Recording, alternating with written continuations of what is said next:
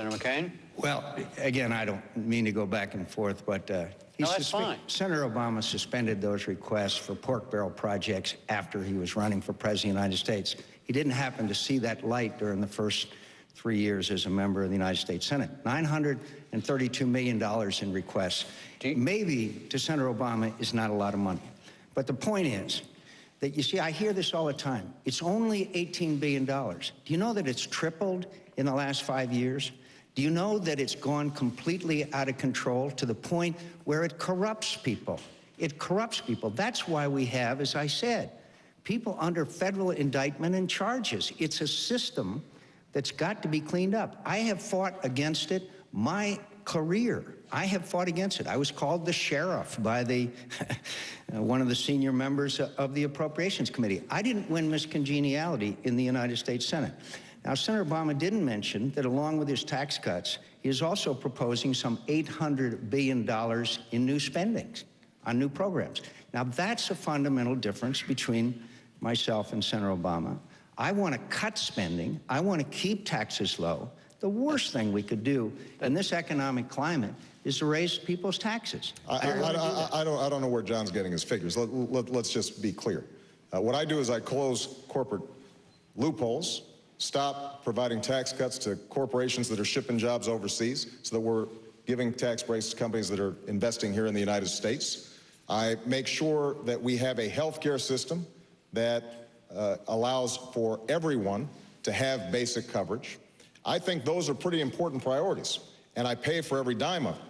But let's go back to the original point. John, nobody is denying that $18 billion is important. And absolutely we need earmark reform, and when I'm president, I will go line by line to make sure that we are not spending money unwisely. But the fact is that eliminating earmarks alone is not a recipe for how we're going to get the middle class back on track. And when you look at your tax policies that are directed primarily at those who are doing well, and you are neglecting people who are really struggling right now, I think that is a continuation of the last 8 years, and we can't afford another 4. Respond directly to him about that, to Senator Obama about that, about he's made it twice now, about your policies about tax cuts. Well, let me give you an example of what Senator Obama finds objectionable. The business tax. Right now, the United States of America business pays the second highest business taxes in the world, 35%. Ireland pays 11%.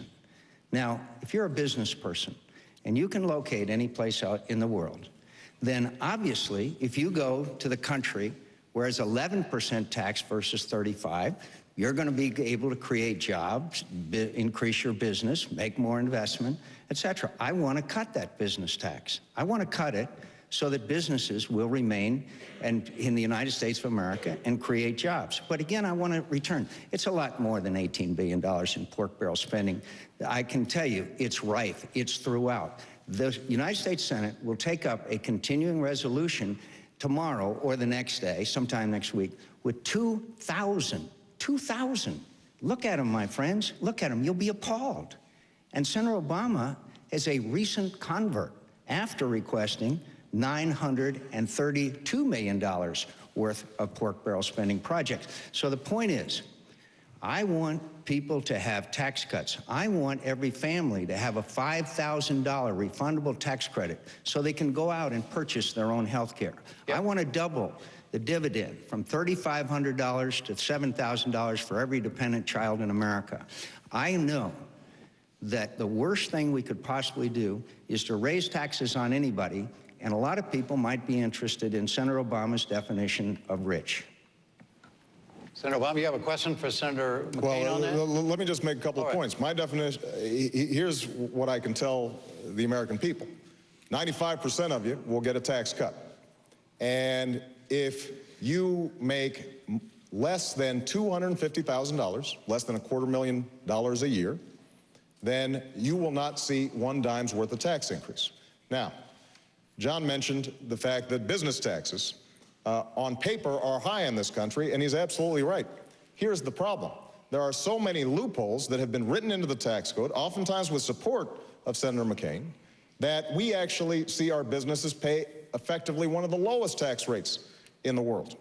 And what that means then is that there are people out there who are working every day, who are not getting a tax cut, and you want to give them more. It's not like you want to close the loopholes. You just want to add an additional tax cut over the loopholes, and that's a problem. Just one last point I want to make. Senator McCain talked about providing a $5,000 health credit.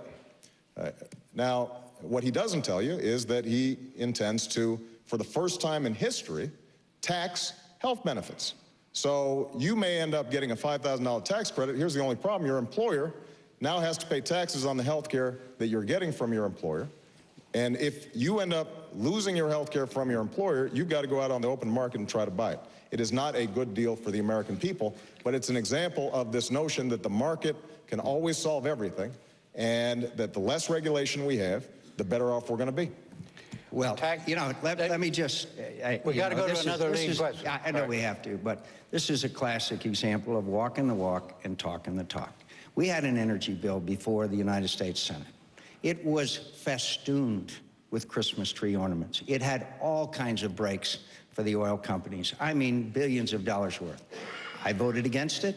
Senator Obama voted for it. John, you want to give oil companies another $4 billion? You've got to look at our records. That's the important thing. Who fought against wasteful and earmarked spending? Who has been the person who has tried to keep spending under control? Who is the person who has believed that the best thing for America is to have a tax system that is fundamentally fair? And I've fought to simplify it, and I have proposals to simplify it. Let's give every American a choice. 2 tax brackets, generous dividends, and let Americans choose whether they want the existing tax code or they want a new tax code. And so, again, look at the record, particularly the energy bill. But again, Senator Obama has shifted on a number of occasions. He has voted in the United States Senate to increase taxes on people who make as low as $42,000 a year. That's just a fact. Again, you can look it up. Look, it's just not true. And if we want to talk about oil company profits, under your tax plan, John, this is undeniable, oil companies would get an additional $4 billion in tax breaks. Now, look, we all would love to lower taxes on everybody. But here's the problem. If we are giving them to oil companies, then that means that there are those who are not going to be getting them. In all due respect, you already gave them to the oil companies. But John, the fact of the matter is that I was opposed to those tax breaks, tried to strip them out. We've got an energy bill on the Senate floor right now that contains some good stuff, some stuff you want, including drilling offshore. But you're opposed to it because it would strip away those tax breaks that have gone to oil companies. All right.